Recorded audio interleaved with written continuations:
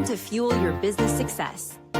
Welcome to Harmonious at Lunch. We're bringing you bite-sized advice and expert conversations to drive clarity and growth 5 days a week. Make sure you join our Facebook group at humanopt.com/lunch, where listeners like you and our guests hang out so we can find harmony in business together. If you're building a business, you're in the right place. Let's dive in.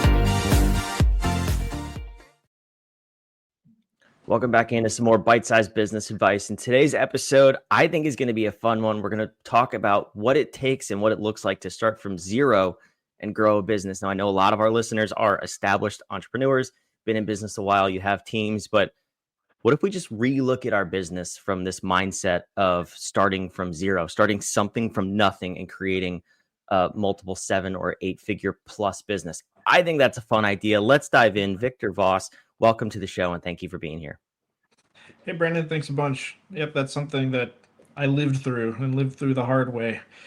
And sort of what I try to do now is pay it forward and hopefully get people up and running in months instead of years or decades. Yeah. I'll let you go ahead. Okay, no, I was going to say, I think it's kind of an interesting time in the marketplace, in the world, because it almost is like starting from zero with the evolution of AI. I mean, just a couple of years ago at this point, we had a basic chat GPT, and now we have agents, we have very advanced LLMs. I mean, there's so many things going on in the world of AI that it is a totally new landscape. And I think this mindset really does apply. Starting from zero, that might be the only type of business that survives, that starts from, air quotes, zero, and takes a fresh look at what they're doing. What's your take on that, actually going from zero to 8-figure plus business? So definitely two approaches to what you just said. One, if you have an existing business as opposed to, no business at all. But either way, a lot of the foundational stuff is going to be the same. I mean, what AI, like you said, what AI has allowed us to do is, even create products from nothing very rapidly, especially as people in general get more accustomed to purchasing, digital products, not just say streaming media, but books, courses, guides, all these kinds of things. And AI just, obviously rapidly produces, or at least co-produces, this kind of content. And that's a lot of times what I recommend for people that are going nothing. I mean, you've never done anything. Say you've never made an online sale. You have no idea where to start, for example. Going digital is usually what I recommend, because you can demand test it. I mean, you can have something out there ready to demand test in possibly hours. I mean, obviously you're not going to have a full funnel, but TikTok's full of people. Oh, you can have something set up in 10, 20, 30 minutes. You can't open a bank account in 30 minutes. Don't give me that.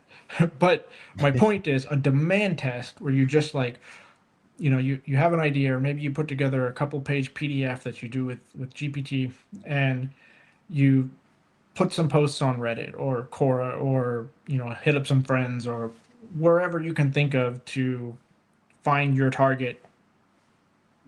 That's all you got to do. I mean, you can use Sendow or something like that to throw together just a checkout link, basically, and you can get all this kind of stuff done super fast. Are you going to put something together that'll scale super fast? No. I mean, you got to lay the foundation, and that takes, a good solid scaling foundation takes a couple of months to kind of set up. But you can get out there and demand test something pretty quickly.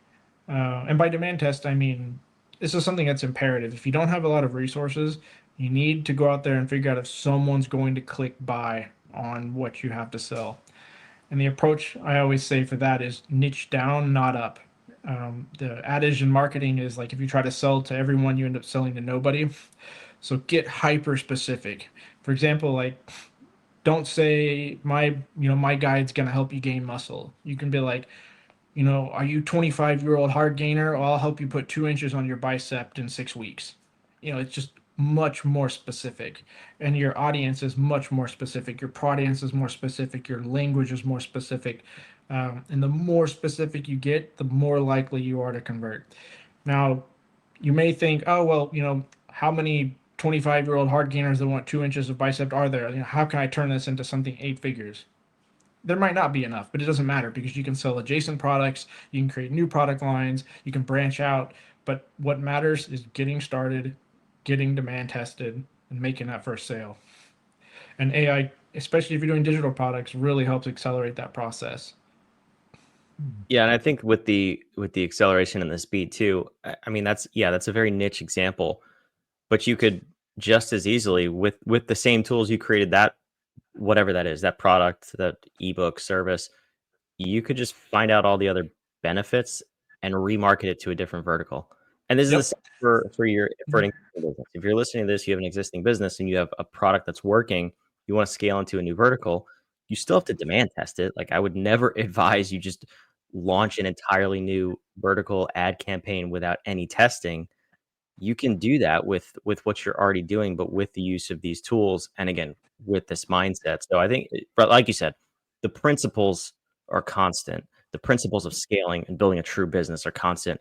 We are neither of us are advertising. You go just spam the marketplace with products and services. That's not what this episode is about at all.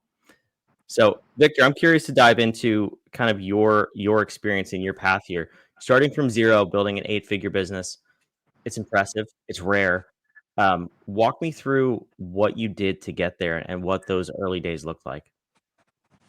Yeah, so the early days involved a lot of learning.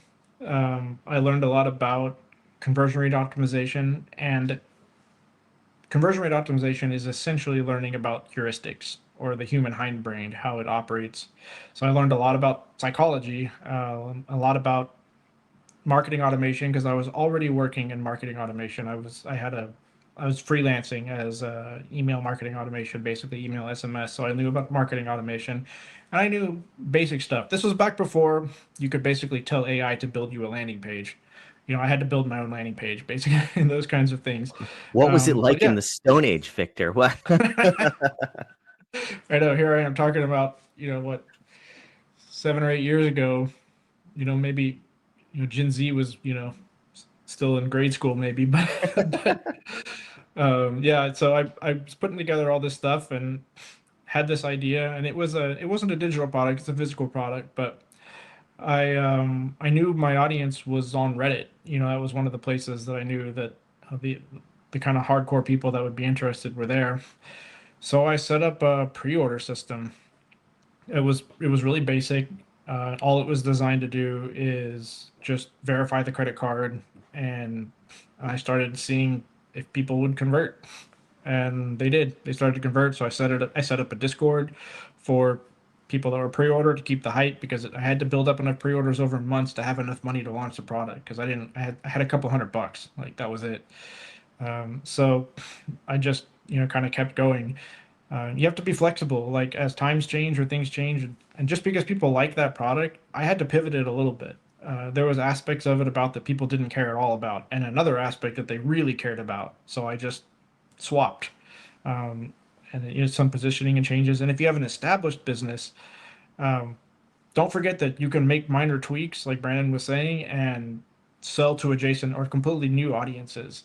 So, for example, in my prior, hyper specific muscle gain product, you could flip it around and maybe sell it to, retirees, even, to help their metabolism, or for lots of different ways that you can rework and reword existing products that you're already adept at making to sell to adjacent audiences or new audiences. So anyway, got off topic a little bit there, but yep, just kept building the pre-orders. And one of the things that I knew from past experience working with smaller brands was that I made sure that my systems would not collapse at scale. What I mean by that is take what you're doing right now and think to yourself, okay, if I had 10 times the amount of customers tomorrow, is my systems going to handle that, or is everything going to collapse? Everything should not collapse. If it will, then you're not ready for scale, and you should fix that problem first. And so what I did was I set everything up for scale so that by the time I started throwing money at ads, I was ready and I could handle the volume. And that's how I was able to scale so quickly. Yeah, that's first of all, that's a great tip right there. And I know on a couple episodes ago, um, we had we had a guest who talked about the difference between growth and scale, and there's a very distinct difference, and his words were, the difference in growth and scale is the ability to separate your revenue from your expenses. So if your revenue grows at 10x and your expenses grow at 10x, you're just growing, you're not scaling. It's like Victor said, if you can 10x your orders, your revenue, whatever that may be, and your expenses don't also go up at the same rate, at the same percentage, then you have scalability. So don't break yourself when you do that. But I find this fascinating too when you talk about you know, demand testing and going to the marketplace. You said you had a very little budget. For people who do want to go test the marketplace, well, another thing you said too is your target market was on Reddit. So what did your marketing or lead gen, so to speak, look like in those days? How did you actually find this target market, go approach them, introduce your offer, and then have them actually say yes with a credit card? Yeah, great question. So at the time, Reddit only had one type of ad. It was a text ad with a link, and that's what I did. I ran text ads on Really? Reddit because it was very simple at the time, especially, and very cheap. They had just rolled out a self-serve ad campaign. While I have knowledge of pay-per-click, I am not a media buyer.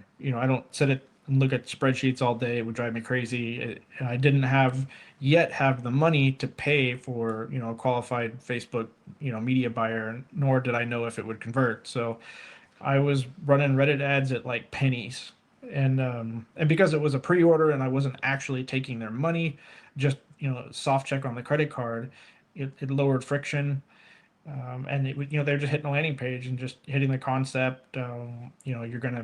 Here's this product. It really aligns with what you like.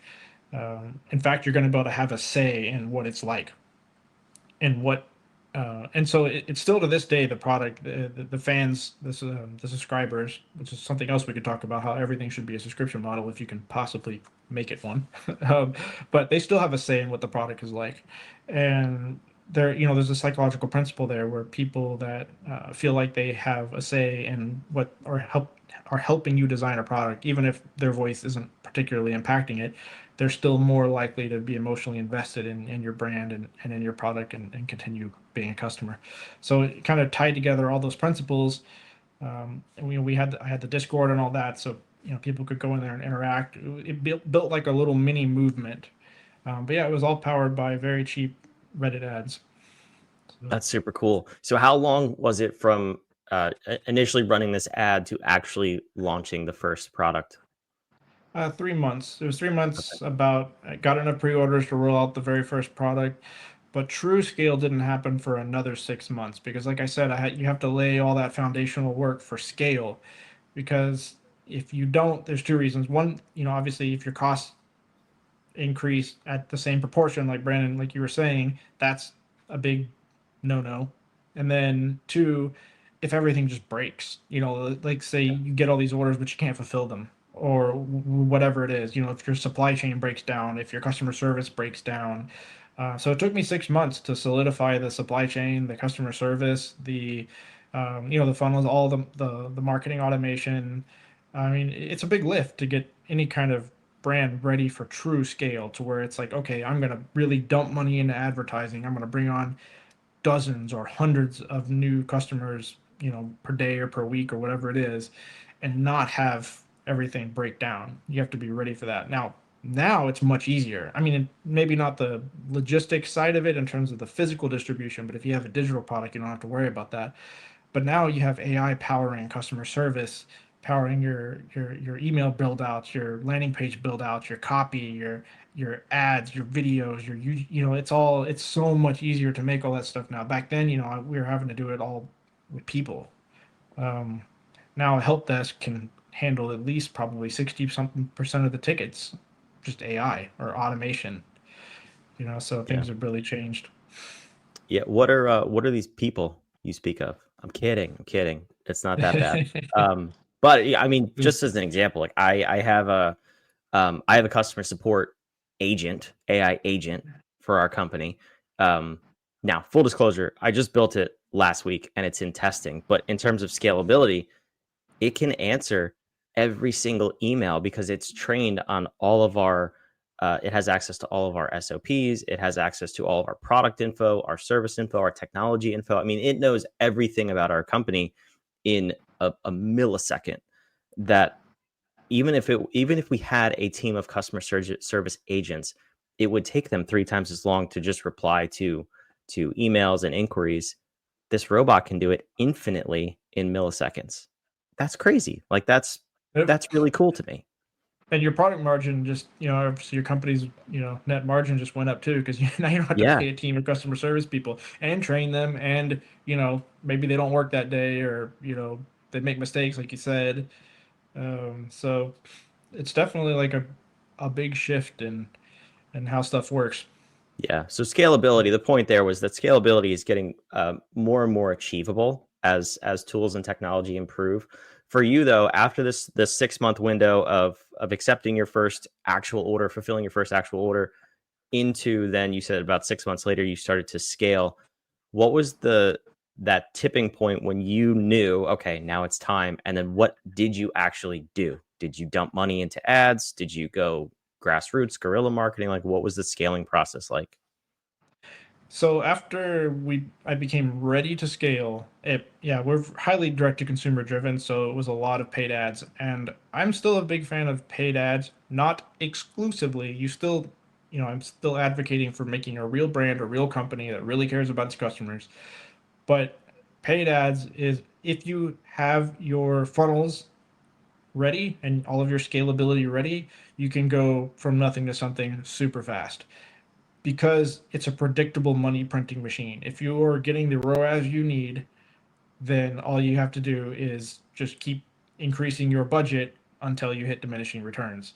Now, of course, it's not never that simple. You have to manage those ads. You have to have the creatives. You have to test. You have to do the copywriting. You have to split test the conversion rate optimization, the back end, etc. It never ends. But my point is, you can go up really quick.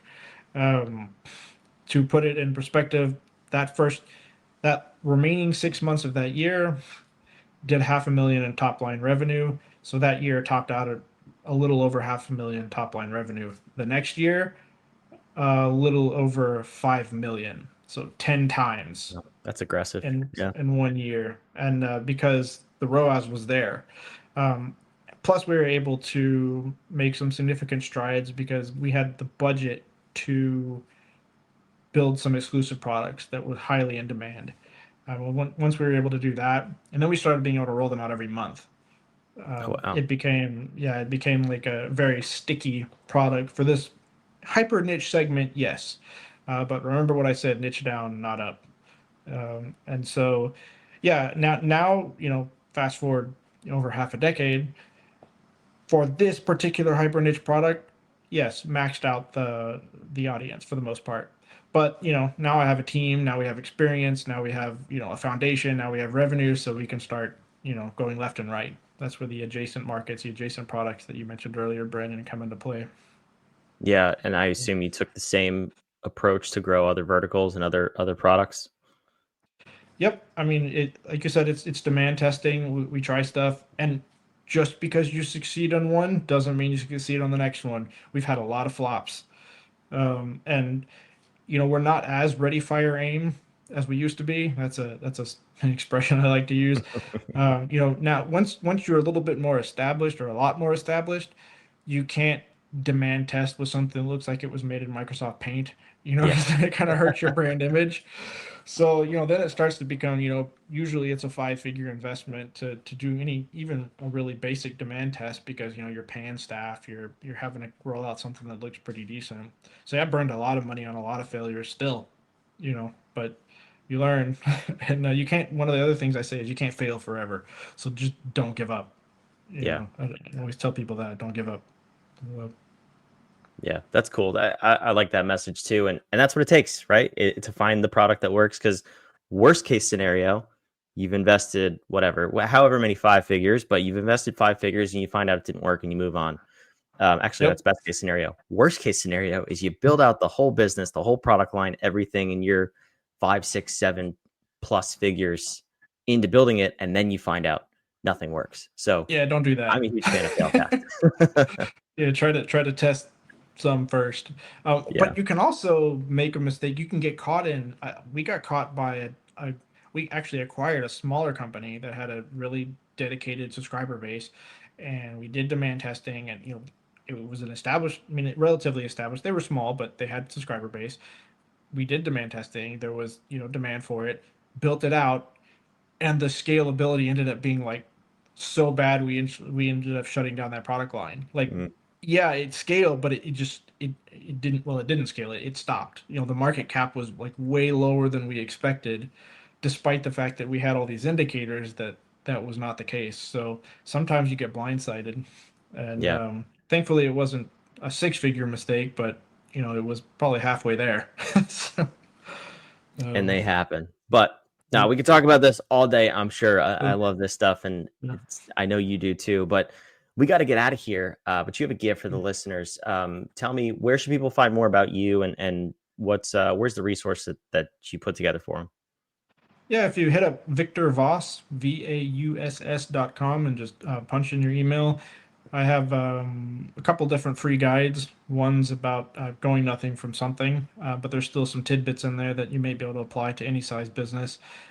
There's another guide that is from my larger book called The Player's Fuel, which is about optimizing your mind and your body physically for best mental performance. And there's an email crash course, multi-day email crash course that covers kind of the holistic approach to business, which, in my opinion, is required to hit, probably even seven, but definitely probably eight. I don't know anybody that's scaled really past six without taking kind of into account a holistic perspective to health, wellness, um, mental optimization, that kind of a thing. So yeah, a lot of free stuff there. That this is basically all me paying it forward. I have my day job, my day business. This is just something I like to do.